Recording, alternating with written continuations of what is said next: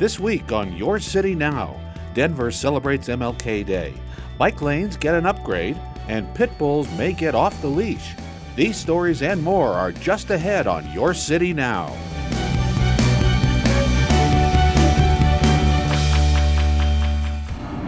This is a day of celebration. Let's make some noise. Act like you want to celebrate. Act like you've been heirs to a great dream. Act like someone's done something for you today. Make some noise, Colorado.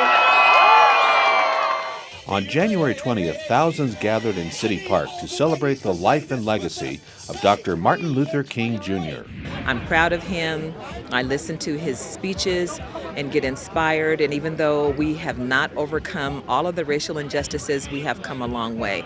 I think it's important to everybody to recognize those that stood for peace rather than aggression, and that stood for inclusivity rather than separateness. Attendees marched several miles down Colfax to the Greek Theater in Civic Center Park in one of the largest celebrations in the nation. I think this is my 17th or 18th parade, but keep remembering, this is the second biggest Martin Luther King celebration in the United States of America, right? That's right. It's gone from one mayor to the next mayor. And thank you. We're keeping the dream alive together. While the overall tone of the event was one of unity and celebration, many attendees felt their participation was also a way of continuing Dr. King's work. There's so much going on in the country right now, and things are changing rapidly. So I think it's important for us to be here to talk about social justice and to continue to push for those rights. Martin Luther King got inspired to be peaceful, and that's what I can do.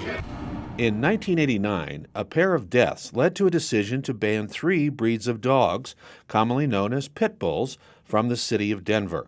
But Councilmember Chris Herndon wants to change that. The proposal that I'm bringing forward to this committee for your consideration is to create a breed-restricted license that will allow the opportunity for these pets to be a part of the city and county of Denver with some particular conditions. What's called a breed restrictive license would essentially allow there to be a probationary period of 36 months that would include a series of regulations. If the dog and owner have no violations during this time, a regular license would be issued. The debate surrounding pit bulls often includes perceptions of the breed as dangerous, which was evident during public comment. The little boy was playing in his grandma's fenced-in backyard. The dogs dug under the fence and tore the child apart. The neighbor said, "Oh, but they've always been such good dogs." The vast majority of pitties are both dog and human friendly, and thus each dog, pit bull or otherwise, ought to be judged on its personal history and not its lineage. There are people who will submit data that I feel is inaccurate about dog bites, but I will say, I hear you, which is why what I don't have before you is just an outright repeal. What I have before this body, I believe, is a compromise to say, let's create these breed-restricted licenses. Let's do a period of time to collect data, up-to-date data, that will determine what is the correct direction moving forward. On January 16th, Mayor Hancock and the Department of Transportation and Infrastructure unveiled their new plan to rapidly expand and improve two-wheel traffic in Denver.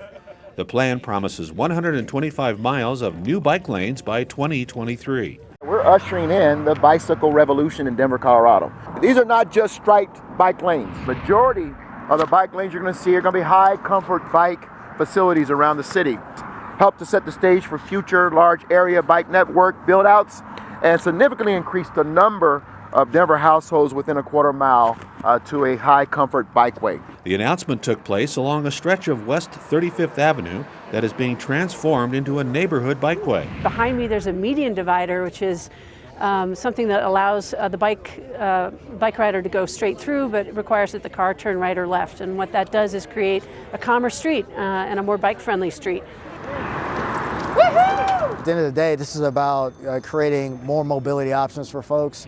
And as we move forward with this project and future projects moving forward, it'll have just extreme benefits for an entire city as a whole. For more information on the Bikeway project, visit denvergov.org. You can catch new episodes of Your City Now every Friday. Thanks for watching, Denver.